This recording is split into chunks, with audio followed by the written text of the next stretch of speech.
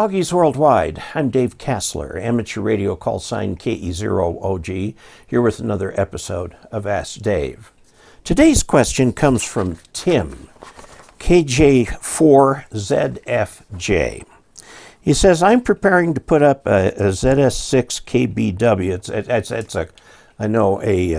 a South African call sign, but it's also a brand of an antenna. It's a evolution of the G5RV that some people speak very highly of.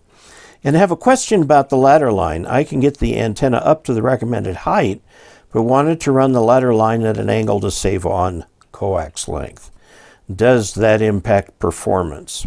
And then he says a big thank you for the YouTube videos. Okay, let's look at the standard G5RV.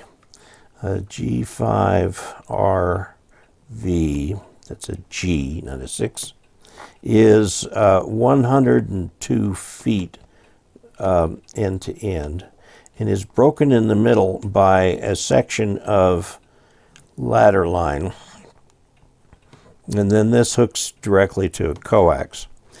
If you do everything perfectly and you have exactly the perfect installation for it and exactly the perfect height, it will work as an all-band antenna with reasonably good SWR on all bands. I have not had good luck with G5RVs. Now, I don't know the difference. I'll have to look up the other antenna. But that was not the question. The question is not about the antenna, but about the feed line. Now, the ladder line on this antenna is a matching stub, okay? So it needs to be a certain length. And ideally, you're going to have this up higher off the ground than the length of that ladder line. If the ladder line comes down and hits the ground, you want to just kind of lay it out loose like that rather than coiling it. You can coil coax without a problem, but if you coil ladder line, it'll super interact with itself and create all kinds of problems. Now, what he wants to do is run the ladder line over this way before it gets to the coax so that he can save on coax. Now, I don't blame him. Coax is expensive. It's about $1 a foot even for things like RG8X, which, by the way, would be the perfect coax in this situation, RG8X. Let me write that down. RG8X. Okay. And I use that for lots and lots of things. Okay. Now, here's the problem. This is supposed to be perpendicular to this. So this will start interacting with this element over here. And it's going to throw off your tuning. It's going to make it very difficult to tune. I won't say impossible. You can tune just about anything, but it's going to make it very difficult to tune. The antenna is designed for that ladder line to come straight down. Now, ideally, the bottom of it will be above the ground, but can't always do that in reality. Like, for example, in my case, I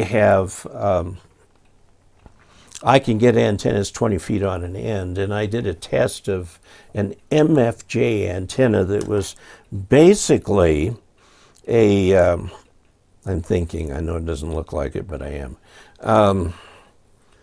You can get, let's see, J-pole. It's a J-pole.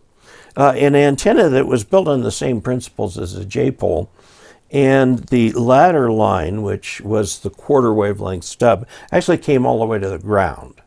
So I just kind of laid it out on the ground, okay, and then attached the coax where it was supposed to attach. And the thing worked fine after there were some build mistakes in it, but after I got those worked out, the antenna worked really well. I was very impressed with how well it worked. Okay, so you want this to go straight up.